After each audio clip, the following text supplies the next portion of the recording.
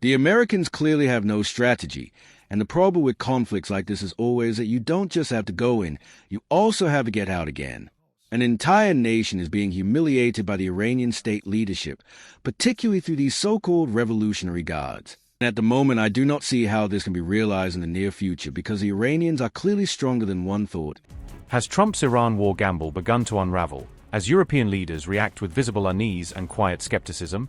America's closest European allies now openly criticizing Washington's approach in Iran, signaling cracks in the transatlantic consensus.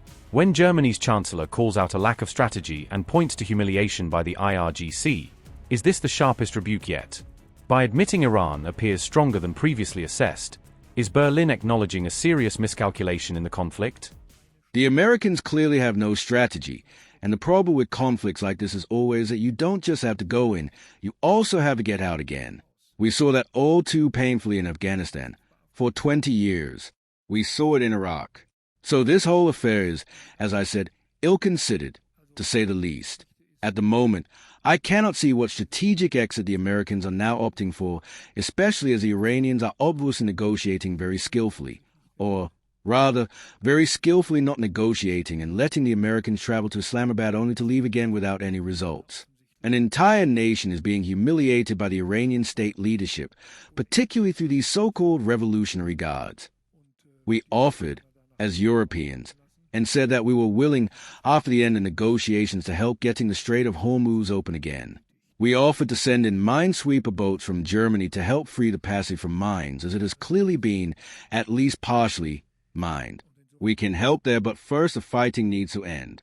And at the moment, I do not see how this can be realized in the near future because the Iranians are clearly stronger than one thought, and the Americans clearly don't seem to have a convincing negotiating strategy. I am sorry to have to say it, but at the moment it is a pretty tricky situation. And it is costing us a lot of money. It is costing us a lot of tax money and taxing our economy. This conflict, this war against Iran is having a direct negative effect on our economy and needs to be ended as soon as possible. After the fire at a key UK airbase used in US operations, Prime Minister Keir Starmer issued a warning that signals a clear shift in Britain's stance. And with Starmer reiterating that Britain will act in its own national interest, is this a direct message to Trump that the UK will not be dragged into a wider Iran war? I will never let this country be dragged into a war that is not in our interests. Never.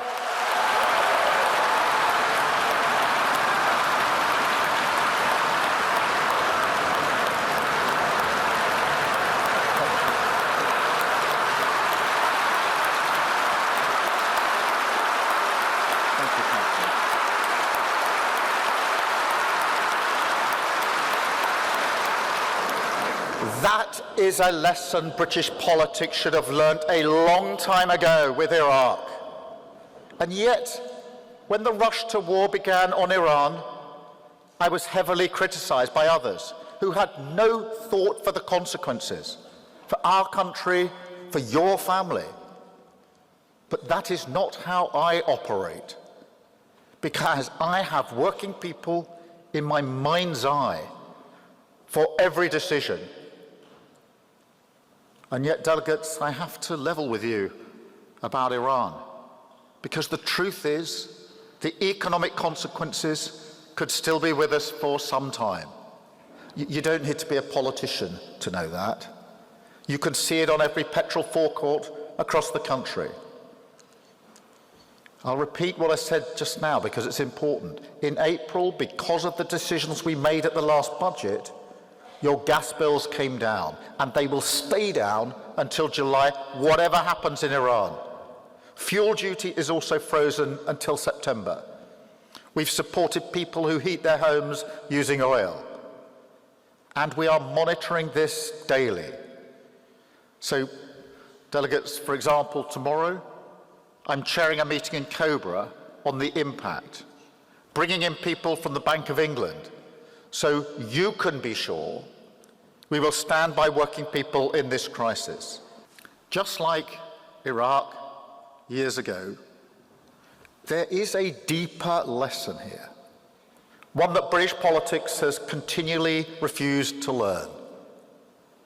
Because what Iran shows is that once again, events happening miles away from Britain have the capacity to hurt our living standards, our future, and our security. And so our response will define not just this government, but arguably this generation. And so this time it must be different. We cannot respond to this moment by thinking that we just need to get back to the status quo. That is the mistake that was made after the 2008 financial crash with austerity. It was made in Brexit, COVID, and the Ukraine war. And we cannot add Iran to that list because the status quo manifestly failed working people. It kept your wages low, the economy stagnant, and your public services decimated. In other words, the status quo made working people like you pay the price. I would not go back to that, even if I could. And delegates, we can't.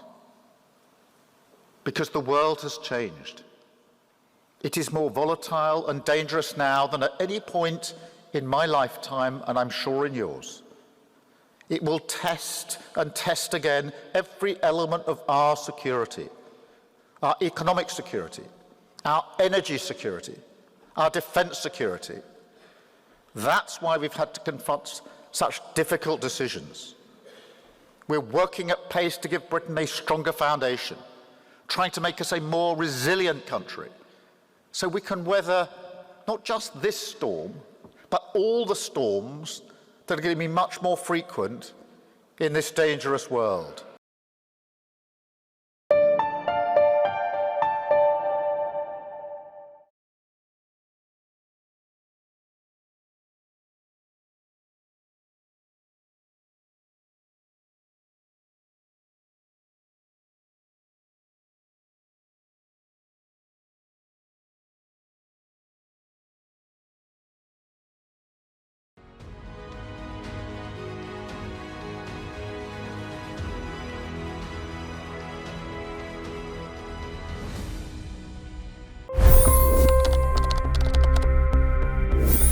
$25 crore गरीब गरीबी को परास्त करके बाहर निकले। For the good of our nation, let's work together and let's truly make America great again. The fastest news breaks. Requested PM saying that you will have to speak to Putin and to Zelensky. The biggest news makers. The relationship with India is probably the most important bilateral relationship the US will have for the rest of this century. The capital delivered quite an election result today. Expert analysis. The million-dollar question today is how to stop this dance of death. Ground reports. I'm standing at the crossroad of the Kumbh Mela. Behind me are more than 100 entry guards. Long-form interviews. Exclusionary politics is reflected in Manipur case as well. You don't bother because this is a small state. Deep dive into burning issues. It's often said DRC could be the richest country in the whole world. It's because of what sits underneath. Why exactly did the US topple the Sheikh Hasina government? HT videos. We don't just break news, we break it down.